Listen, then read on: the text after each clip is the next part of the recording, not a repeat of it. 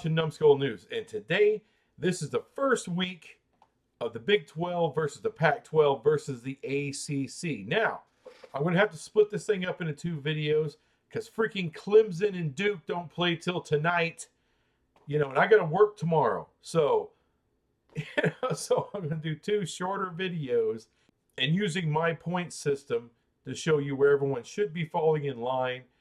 I'm going to give you the top 14 of the Big 12. I'm going to give you the top 12 of the Pac-12, and then the top 14 of the ACC in the second video.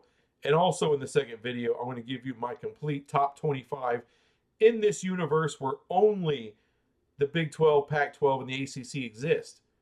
And they're going against each other. We're going to see who comes out on top. I guarantee you it's not the Big 12 this week. I guarantee you that shit. I'm going to put a link in the description below of a video I did describing the point system so you can see how I came up with the points for each team. There is a change that I made, and I think it's a good change. Someone had asked me, should you get the same points for going against a group of five as you do a power five? And I've always, kept those things equal, but there is a delineation between when you go against a power five or a group of five in an FCS school. Division II, whatever, William and Mary's, lemonade stand school. There's you can only get up to 5 points, 3 points being the base. It's, that's all you get for going, against that weaker competition. But I think there's a meet in the middle part with the group of five, and I think I found a good way to do it. Now, if you go against a Mountain West team or an American team, you can get the same amount of points as you do going against a group of five, power five or power four, whatever the hell. The change I made, though, was when you go against the Sun Belt or the Mid-American or Conference USA, to me, there's definitely a separation between those group of five conferences, where the Mountain West and the American are clearly better than those other three. So in those three group of five conferences that are the lesser conferences in the group of five, 4 points will be the base. And you got to get to 30 points to get an extra point for a blowout. And every 10 points past that, you get another point. But there's a cap of 7 points. That's the most you can get from a Sun Belt, a Mid-American, or a Conference USA team. 7 points. That's the most you can get from one of them. So if you're an Oklahoma fan watching this, hey, why does my team only have 7 points? Well, you went against one of those lesser schools, and that's your cap. That's the most you can get. Sorry. I know it should have been 11 points, but that's the difference when you go against a lesser school like that. Conversely, all right, if you're Baylor and you get your ass beat by Texas State, all right, at home, and of course, the normal things count, right? You're going to lose 5 points for losing at home. A base loss, is 5 points. You lose 5 points. That goes up to 7 points because you lost to a lesser group of five school. So you lose a couple extra points. Now, if it was a FCS school, let's say they lost to North Dakota State or someone like that, then it would have been you're losing 10 points on the base and then 5 for losing at home. So it wasn't that extreme, but it's still pretty freaking bad if you're Baylor. Strength of schedule, I think, is one of the most important things in college football. So I developed the point system to reflect that. And I think that just helps to reflect this more accurately. So let's get to how the Pac-12 and the Big 12 did this week. Let's start with the Big 12. And as you can see, these point totals aren't great for week one, especially when you'll see them in comparison to the Pac-12. So Oklahoma, number 1 with 7 points. UCF, number 2 with 7 points. Now, you may ask yourself, okay, why is Oklahoma on top of UCF? Well, that's because Oklahoma was ranked higher than UCF in the poll. So that's the first tiebreaker with any kind of ties. So whoever was higher or ranked in the top 25 last week will get the higher spot when it comes to being tied. The thing past that will be point differential. Actually, the thing past that will be what level was your competition? Was it a Power 5 school? Was it a group of 5? And what level of that group of five, or was it FCS? Texas, 6 points for beating Rice at home. That's 5 points for the win, plus they beat them by more than 20 points. So that's an additional point to make 6. BYU comes in at number 4 with 5 points since Houston, which to me, I thought they had the best win of the weekend in the Big 12 against UTSA. However, it's only worth 5 points. You know, the point system does not have like, oh, well, UTSA is a better school than something. That's why I like the point system. It's not about, your emotions or what you think. It's not about your opinion. It's about what you earn. So Houston, even though I believe they had the best win, they only get the number 5. It doesn't matter about my opinion. At number 6 is Cincinnati with 5 points. Kansas State, they only got 4 points. They went against one of those lesser group of 5 conference schools, but they couldn't blow the hell out of them, so they only get 4 points for it. Kansas, number 3. Now you may say, okay, Kansas, Iowa State, Oklahoma State, all tied at 3.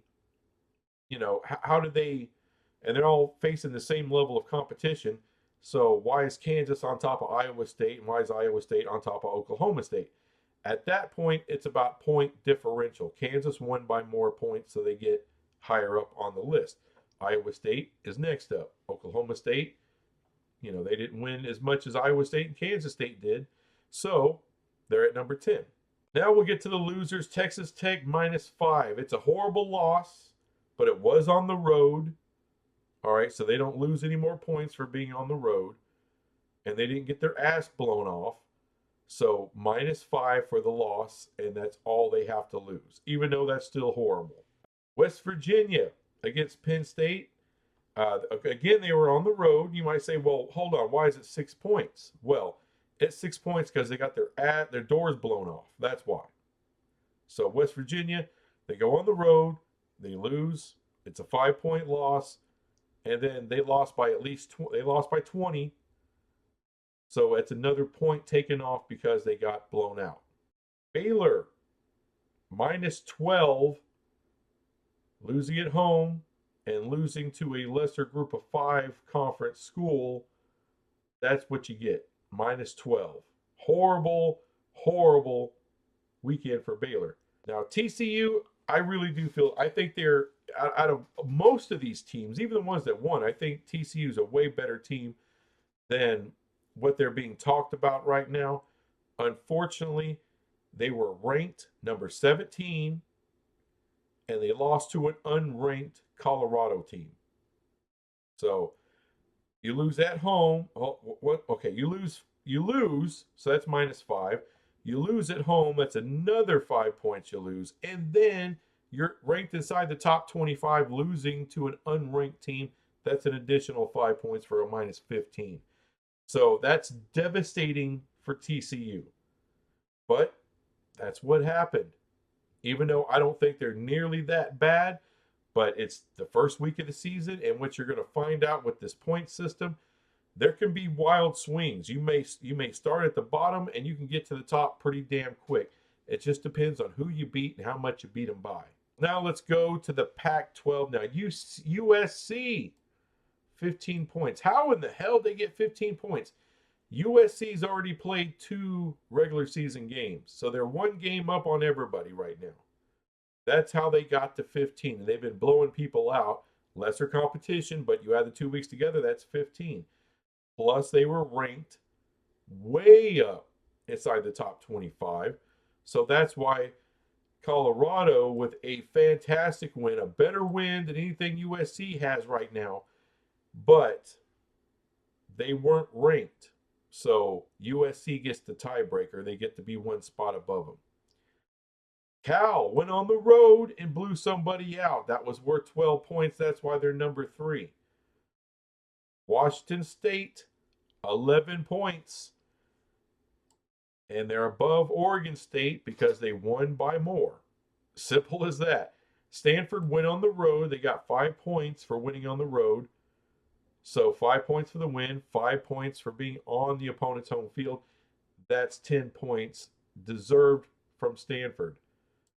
Washington, 7 points. Fine win. And they, you know what, they are not that far off from getting to the top of this conference. So don't freak out if you're a Washington fan.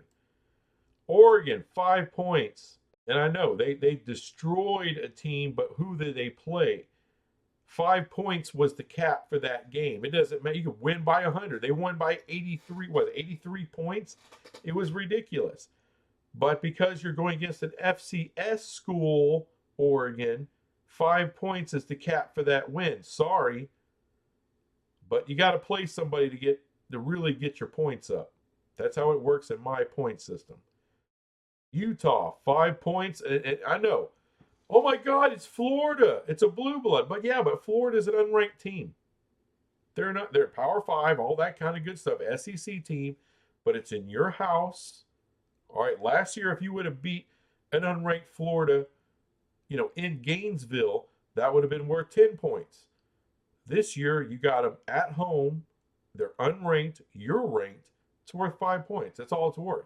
You got to do it, and then you got to stack wins so you can stack points. So, look, it's a great win for Utah. It's a fantastic win for Utah. I mean, in hindsight, when you look at everything, probably the second most impressive win of the pack and one of the most impressive wins for the entire week. Utah, probably a top 5 win in college football this week. But it's only worth 5 points because the point system isn't going to be impressed because the point system is not alive. It doesn't have a soul. It doesn't get excited about shit. It's just the point system. UCLA, 10th place with 4 points. And then Arizona and Arizona State come in 11 and 12th with 3 points apiece. I know they won their games, but it's lesser competition. Arizona won by a little bit more than Arizona State did their game, so they get the spot above them. And that's how it works, people. So tonight, I'll give you the conclusion of week 1 once Clemson and Duke go to all zeros and that game is over. And I'll give you who is the top. I'll give you the rundown of the top teams in their 14-team league. And then I'm going to mash everyone together, give you the highest point totals of the top 25, and give you the Numbskull News, Big 12, Pac 12, and ACC top 25. And we'll see who really ruled week 1. And I have a feeling Florida State is going to be the number 1 team. Son of a bitch. But you beat LSU. You beat LSU, neutral site game, the number 5 team in the country, and you kicked the shit out of them. You're going to get a lot of points out of that. So that's what I'm saying. You schedule big time competition, you can get big time results. Unfortunately for Utah, Florida wasn't ranked right now. If they were ranked, in the top 10, they would have got all those points, and Utah's much higher. But they weren't. So that's not what you get.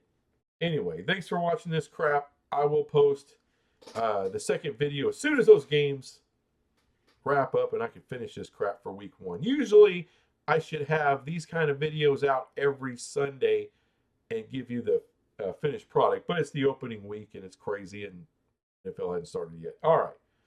Thanks for watching this crap. Be back for part 2 of this crap. Bye.